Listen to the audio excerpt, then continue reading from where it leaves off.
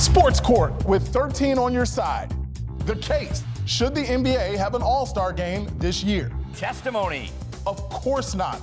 Last year, the NBA led the way in starting a bubble in Orlando. The reason the bubble worked so well is because the players were restricted, and that allowed them to end the season with a championship. But even in the bubble, certain players couldn't be trusted, and they snuck out and got in trouble. If you have an all-star tournament, put all those players in one city, I think you're going to run the risk of a lot of players doing a lot of things they'll regret.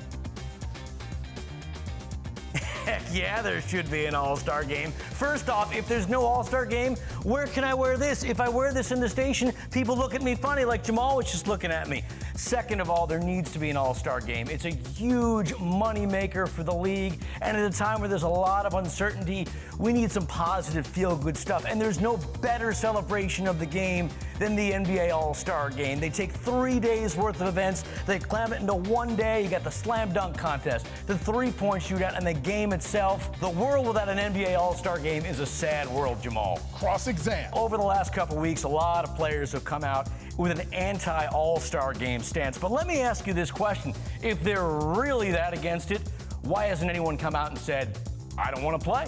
I think that's exactly what LeBron James has said. It's a terrible idea to play an all-star game this year. Giannis has seconded that, basically saying when our leader says something like that, we all have to follow suit. And if LeBron's against it, you can bet several other players are less than thrilled. But I'll ask you this, Mike, is it absolutely necessary to have? Can't you go 1 year without having an all-star game and then go back to normal next year? It is a huge moneymaker for the NBA. So you lose at least $30 million right there. That goes back to the players. That goes back to the league.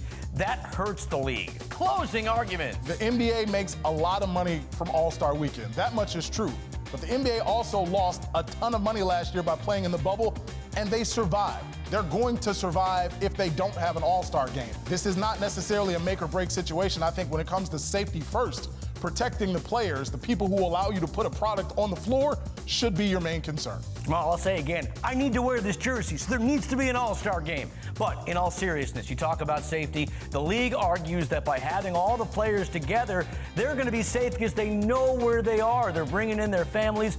They have to quarantine. Everyone's getting tested multiple times. If it's a safety issue, this is as safe as it can be. Please let there be an all-star game this year. The verdict. What say you? We want to hear from our viewers, the jury.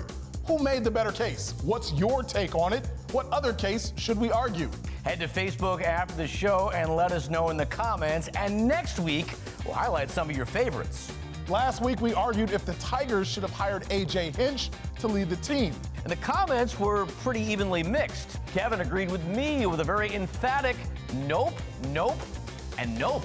But there were yeses with various amounts of exclamation marks from people like Tim and Mark, and Heidi was on my side, I suppose, when she said, they need someone.